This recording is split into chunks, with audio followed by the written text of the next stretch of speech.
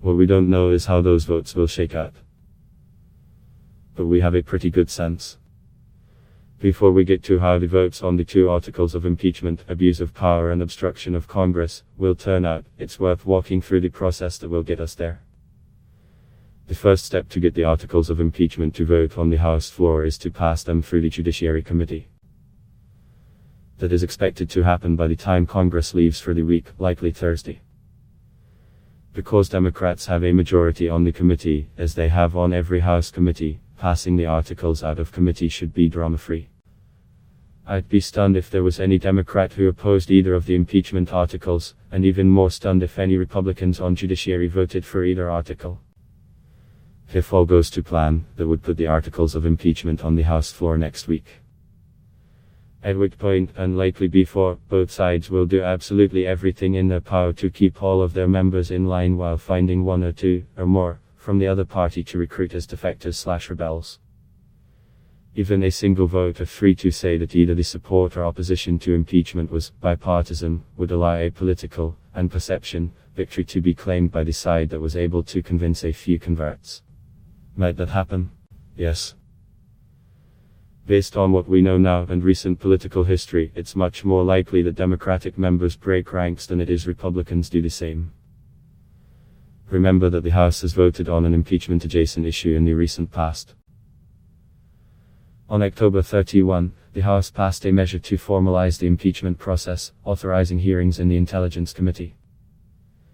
It passed by a vote of 230 to 196, with 2 Democrats, Colin Peterson of Minnesota and Jeff Van Drew of New Jersey, opposed the formalizing of the inquiry. No Republicans voted to begin the impeachment process. Rep. Justin Amash, Michigan, who was elected in 2018 as a Republican but has subsequently become an independent following his publicly stated concerns about Trump's behavior, voted with Democrats. That Republican unity was rightly understood as a major win for Trump, who had lobbied hard in the days leading up to the vote to keep any GOP members from crossing party lines.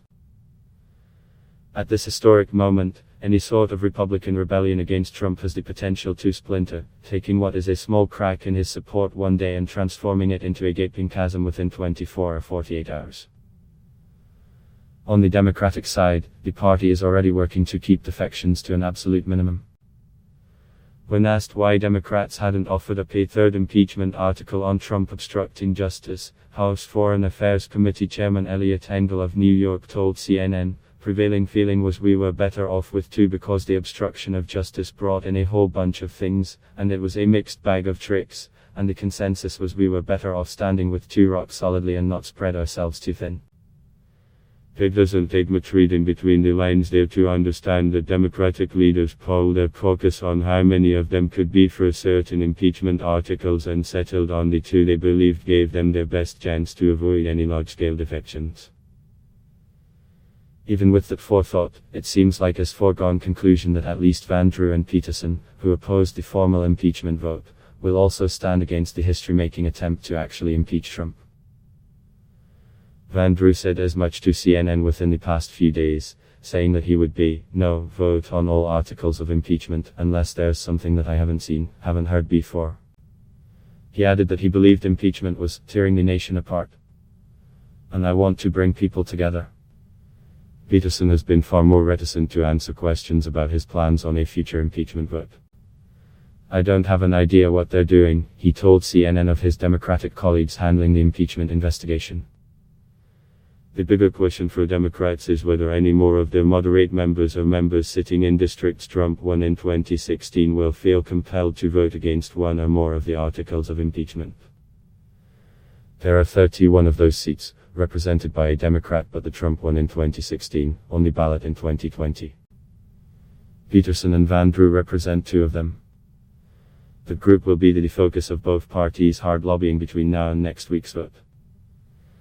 The goal for Democrats is to limit the rebellion to just Van Drew, who seems like a lost cause, and Peterson, who represents a district that Trump won by 30 points in 2016.